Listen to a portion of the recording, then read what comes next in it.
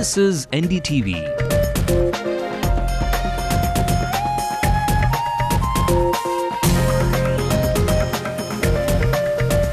And you're watching NDTV Hindu.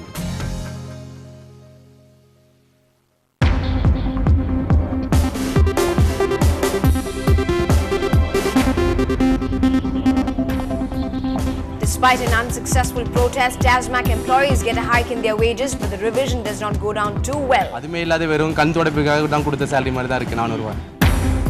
Jayalalitha and Ramadas carry the farmers' burden an extra mile. They take up the Sri Perambatoor Greenfield Airport issue.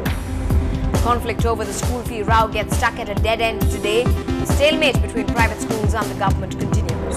Wherein, what to do now? What to do? The High Court orders the state police to give a victim of child abuse his space. Involvement of ashram members to be questioned. Dress எல்லாம் அலசி கொடுக்கணும் அந்த மாதிரிலாம் பண்ணுவாங்க. கண்ட இடத்துல கை வச்சு தப்பாலாம் பேசுவாங்க என்கிட்ட. Junior Chidambaram works out the math for the Congress's survival in 2011 assembly polls. Speaks exclusively to NDTV. We must contest in a minimum of 2 seats per parliament, 2 assembly segments per parliament. So we should contest in about 78 seats. So we get a pan-Tamil Nadu presence. And Chennai's coastal security steps up their amphibious attack. The city is all set to welcome 2 new hovercrafts. Welcome to News Tonight on NDTV Hindu. I'm Evelyn Matthew. A look at the national headlines as well. Even before a sweet surrender, the PDP leader Madani is finally arrested in connection with the 2008 Bangalore blasts. Agitations by farmers in Agra intensifies. In the rarest occasion, the Congress and the opposition join hands against Mayawati. The Pandora's box of oil spills in Mumbai opens yet another scare. 2 missing containers spell grave danger. And an engineering student in Delhi commits suicide allegedly because of dragging, but the college denies any such incident.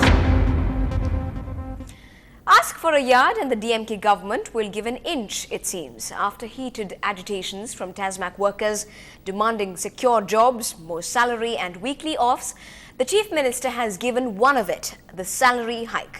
But that, employees say, is as good as nothing. அனுமதி மறுக்கப்பட்டிருக்கிறது. எனவே அதையும் மீறி நாங்கள் இந்த ஆர்ப்பாட்டம் டாஸ்மாக் ஊழியர்களுடைய அந்த கோரிக்கை நிறைவேறும் வரை எங்களுடைய போராட்டம் தொடரும். Days after the high-spirited battle between the TASMAC workers and the DMK government, it seems that no one is the loser or winner. The government has agreed to give TASMAC workers a hike in salary. Perhaps the fact that opposition parties united supporting the demands had provoked the government. The supervisors have been given a salary hike of 500 rupees to 4,500 a month. The salesmen will now get 3,200 rupees a month, a 400 rupee hike. And the bar attenders have got an increase of 300 rupees to 2,400 rupees a month. But the TASMAC employees who are demanding permanent jobs, better salary and better working conditions are still sulking. Confirm என்ன பண்ணியிருந்து ஒரு பேசிக்காக ஒரு 7,000 ரூபா ஒரு கொடுத்துருந்தா ஓரளவு பரவாயில்ல, adjustment பண்ணி பண்ணலாம். இல்லை கன்ஃபார்ம் பண்ணலைன்னா கூட ஒரு சேலரி ஒரு 7,000 ரூபா கொடுக்குற மாதிரி ரெடி பண்ணியிருக்கலாம். அதுவுமே இல்லாத வெறும் கண் துடைப்புக்காக தான் கொடுத்த சேலரி மாதிரி தான் இருக்குது 400 ரூபா. The TASMAC workers are very clear that this hike is just not enough and all they want is a permanent government employee status. With camera person Kuti Raja, Ramanathan for NDTV Hindu. Well, staying with political news, Jayalalitha's counsel filed a petition on her behalf today at the Madras High Court in the gift check case. This was to quash the proceedings of the CBI court, stating that there was an inordinate delay in the filing of the charge sheet by the CBI. In 1992, when Jayalalitha held office, she had received gifts amounting to 2 crore rupees. The CBI then had filed a case against her in 1996 for receipt of such a huge amount as a gift for her birthday. 10 years later too, the CBI filed a charge sheet in the same case. The delay in conducting the investigation is in violation of Article 21 of the Constitution.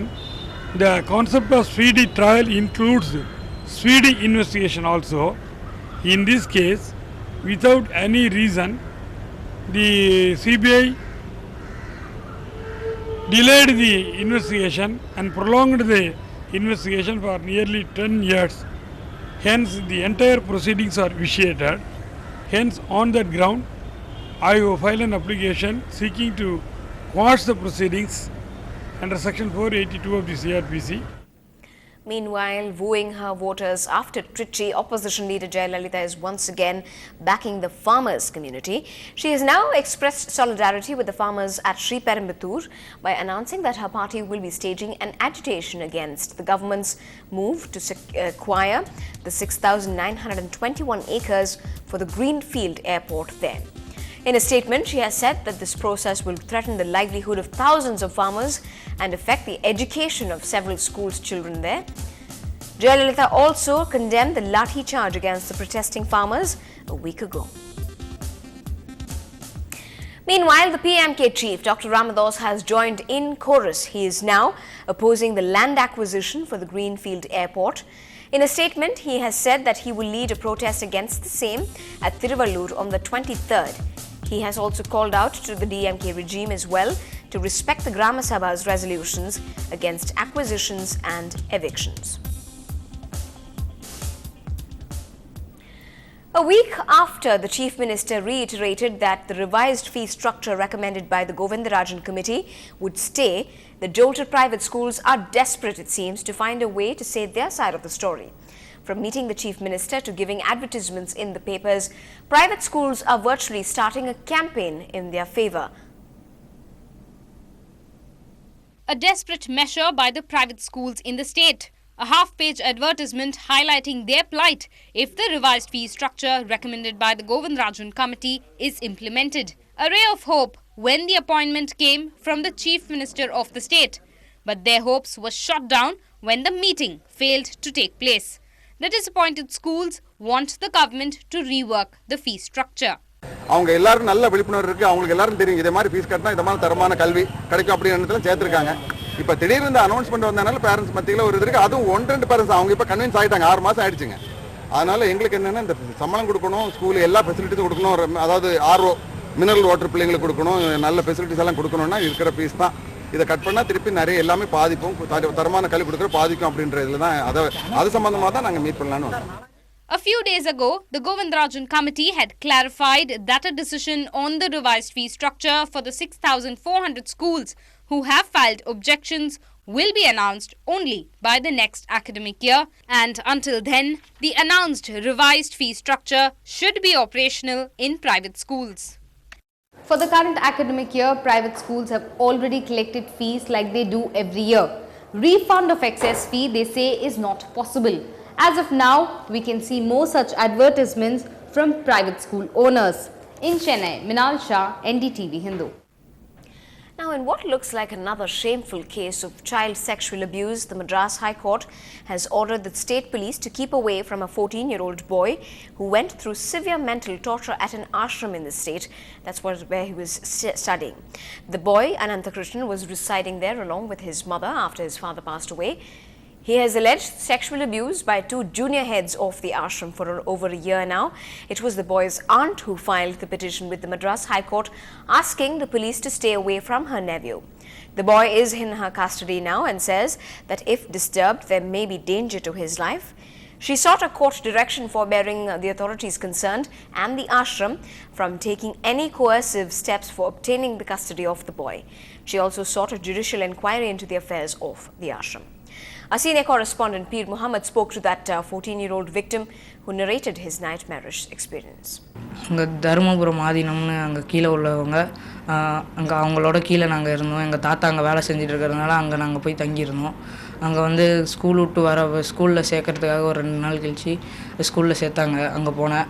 அதுக்கப்புறமா அங்கே வந்து 2 school விட்டு வந்தோடனே சாமியார்லாம் phone பண்ணி கீழே உள்ள தம்பிரான் சுவாமிகள்லாம் phone பண்ணி கூப்பிட்டு கால் அமுத்தி விட்றா, இந்த மாதிரி கால் ரொம்ப வலிக்குது அந்த மாதிரிலாம் சொல்கிறது. அப்புறம் அவங்க போட்டிருக்க ட்ரெஸ் எல்லாம் அலசி கொடுக்கணும், அந்த மாதிரிலாம் பண்ணுவாங்க. கண்ட இடத்துல கை வச்சு தப்பாலாம் பேசுவாங்க என்கிட்ட. அந்த மாதிரி நிறையா பண்ணிகிட்ருக்காங்க. அது ரொம்ப எனக்கு பிடிக்கல, ஒரு மாதிரி இருந்தது. அதனால் நான் எங்கள் அத்தைகிட்ட வந்து அதெல்லாம் சொல்லாமல் இங்கே ரொம்ப டார்ச்சலாக இருக்குது அப்படின்னு சொல்லிவிட்டு எங்கள் அத்தையோடு நான் வந்துட்டேன். Now, we've heard of the judgment of King Solomon when it came to 2 women staking claim over the same child. Well, here in Chennai, police find themselves facing a similar case.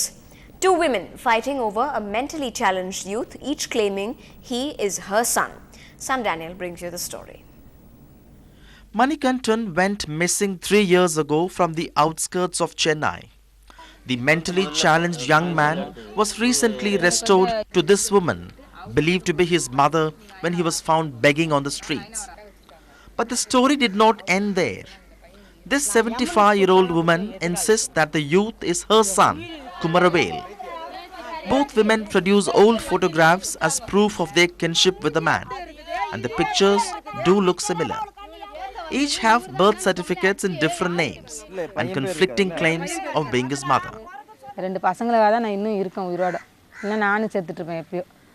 இந்த பையனாலே முக்காச்சு நான் இருந்தேன். இப்படி ஒரு பிள்ளையை விட்டுட்டு நம்ம எப்படி இருக்கணும்னு நினச்சி தான் இவனால தான் நான் இருந்தேன். அவள் பிள்ளைன்னா நான் விட மாட்டேன். நான் அங்கேயே தற்கொலை பண்ணிருப்பேன் என் பிள்ளைய நான். அவளையும் சாவடிச்சிடுவேன்.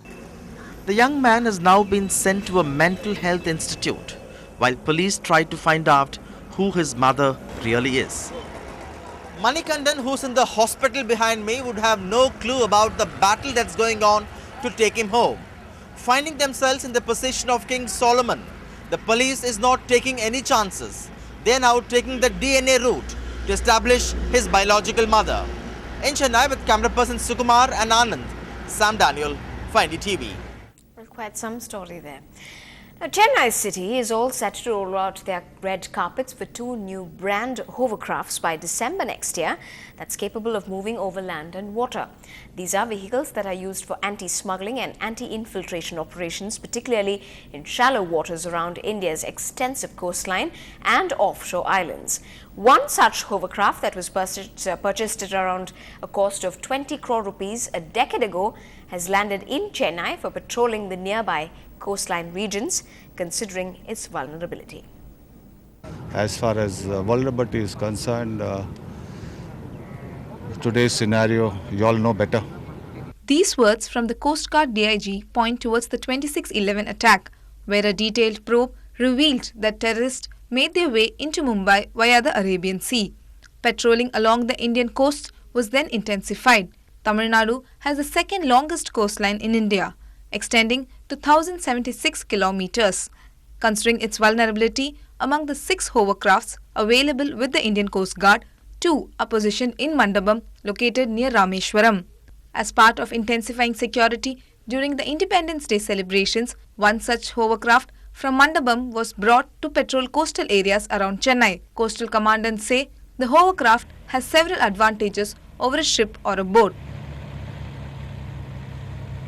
நம்ம ஹார்பர் மாதிரி ஸ்பெஷலாக ஒரு பர்திங் அந்த அரேஞ்ச்மெண்ட்லாம் தேவையில்லை.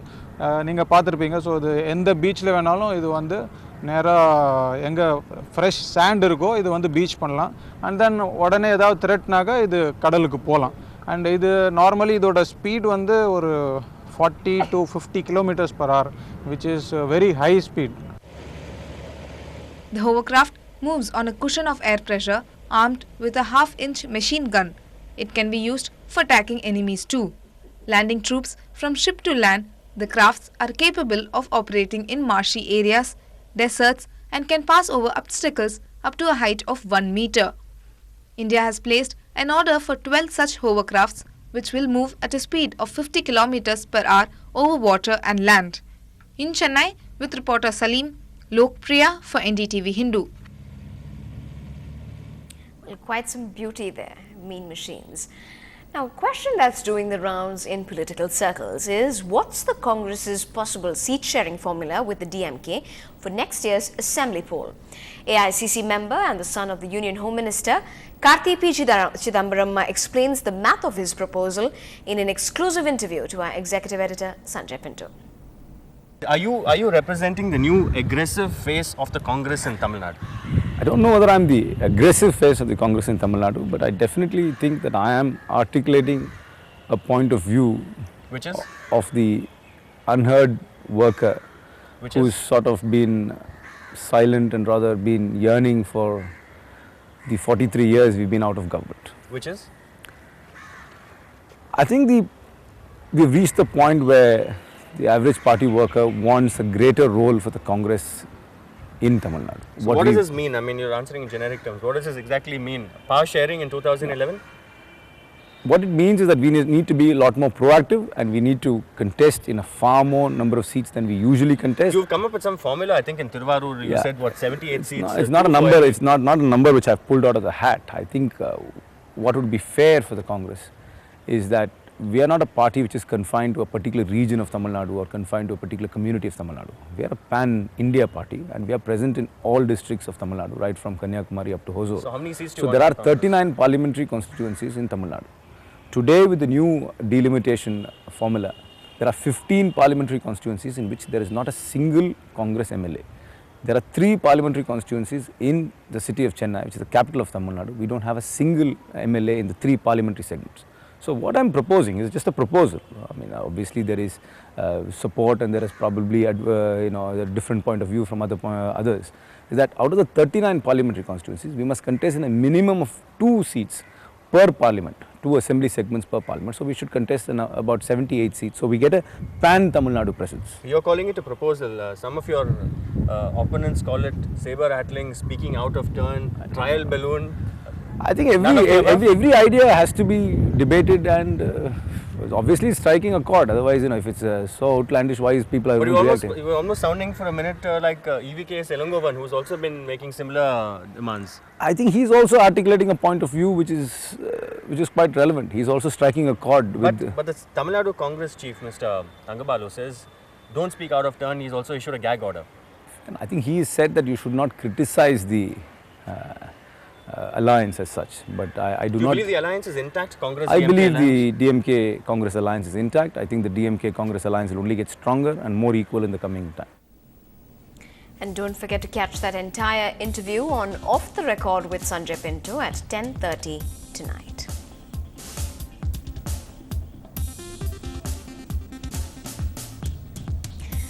This is News Tonight. Still ahead on the bulletin, if there's one man, there's only Randy who can shift our focus to the robo. Stay with us.